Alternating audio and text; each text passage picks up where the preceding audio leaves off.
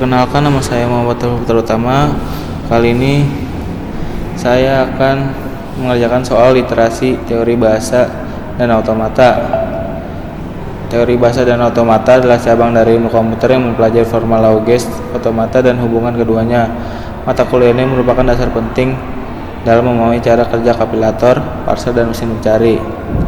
Bahasa formal. Secara formal, finite text automata dinyatakan oleh 5 tupel, yaitu M sama dengan Q, sigma, delta, S, F, di mana Q adalah himpunan state atau kedudukan, sigma adalah himpunan simbol input atau masukan atau objek, delta fungsi transmisi, S state awal atau kedudukan awal atau bisa disebut initial state, F himpunan state akhir. Jenis SFH: A.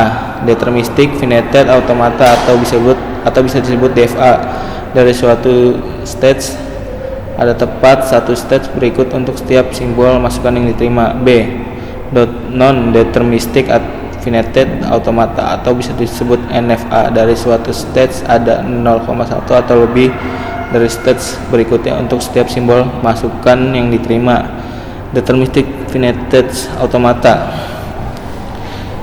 Finite stage automata yang memiliki tepat stage berikutnya untuk setiap simbol masukan yang diterima disebut deterministic finite automata. Sebagai contoh, kita memiliki sebuah automata seperti gambar di bawah ini. Konfigurasi deterministic finite automata tadi atas secara formal dinyatakan sebagai berikut. Q sama dengan Q0, Q1, Q3, sigmanya A, B, S-nya yaitu Q0 dan F-nya yaitu Q2. Non-deterministic finite automata dengan sigma move. Di sini kita mempunyai jenis automata baru yang disebut non-deterministic finite automata dengan sigma move. Sigma di sini bisa dianggap sebagai empty. Pada non-deterministic finite automata dengan sigma move, transmisi sigma diperbolehkan mengubah state tanpa membaca input disebut transisi sigma karena tidak bergantung pada suatu input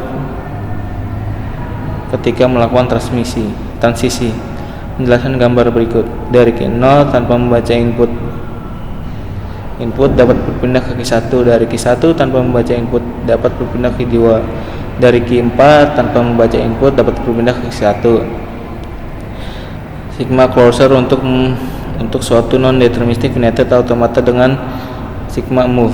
Sigma closure adalah himpunan states yang dapat dicapai dari suatu state tanpa membaca input. Perhatikan gambar sebelumnya, maka diperoleh sigma closure Q1 sama dengan Q1, Q2.